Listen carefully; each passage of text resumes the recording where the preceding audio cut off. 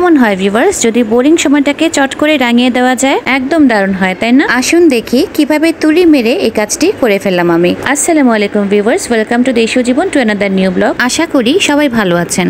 Holiday বলি বা বলি কোনো সাধারণ দিন, রোজ রোজ তো একরকমের যায় না কারোর। গত কিছুদিন ধরে বাসায় মিস্ত্রিদের কাজ, বাচ্চার অসুস্থতা, পরীক্ষা, বাসায় হেল্পিং হ্যান্ড না আসা, এসব কিছু মিলিয়ে আমরা মোটামুটি বিপর্যস্তই ছিলাম বলা চলে। কাজ চালিয়ে নেওয়ার মতো রান্না করেছিলাম যেটা বাচ্চারা খেতে চাচ্ছিল না, ফলে এত রাতে হলো ক্ষুধার ক্রেভিং। এদিকে বাইরে তো যাওয়া যাচ্ছে না, তো কি করা যায় ভাবতে ভাবতে হঠাৎ মনে পড়লো ডমিনোসের কথা। এই বোরিং টাইমটাতে ছোট্ট একটু টুইস্ট আনতে করে ফেললাম একটা অর্ডার। গতকাল একটা কাজে যখন বাইরে গিয়েছিলাম তখন দেখলাম তাদের ডেলিভারি বয় রাত 12টার দিকে পিৎজা ডেলিভারি করছে। মনে পড়তেই ওদের অ্যাপস প্লে স্টোর থেকে ডাউনলোড করে অর্ডার দিয়ে ফেলাম কাউকে না জানিয়ে। অর্ডার দিয়েছিলাম একটি কম্বো প্যাকেট পিৎজার, যেখানে 3টা ফ্লেভারের পিৎজা ছিল। এই কম্বোটির দাম নিয়েছিল 999 টাকা এবং ডেলিভারি চার্জ সহকারে পড়েছিল 1050 বা 60 টাকার মতো। অর্ডারের প্রায় আধা ঘন্টার মধ্যে খাবার এসে হাজির, তো মোটামুটি গুড ডিলই বলা যেতে পারে, তাই না?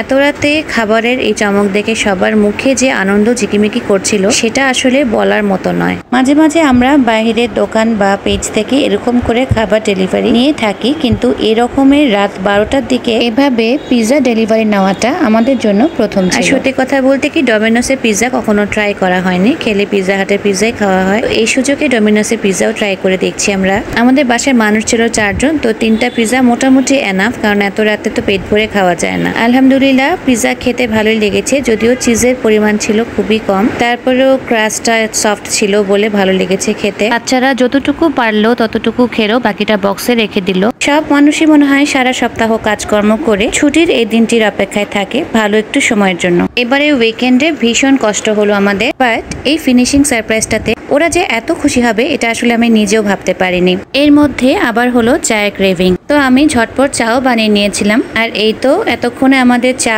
পিৎজা সবকিছুই খাওয়ার ডান। আমি জানি আমার ফ্যামিলি মেম্বাররা এই ছোট্ট সারপ্রাইজটা দারুণ এনজয় করেছে। আপনাদের কাছে কেমন লাগলো প্লিজ জানাবেন লাইক কমেন্ট করে। ভিডিওটি ভালো লাগলে সাথে থাকার অনুরোধ জানিয়ে শেষ করছি আজকের মতো এখানে। হবে ইনশাল্লাহ নতুন কোনো ব্লগে নতুন কোনো প্রিপারেশন নিয়ে। ততক্ষণ পর্যন্ত ভালো থাকুন, সুস্থ থাকুন এবং দেশীয় জীবনের সাথেই থাকুন।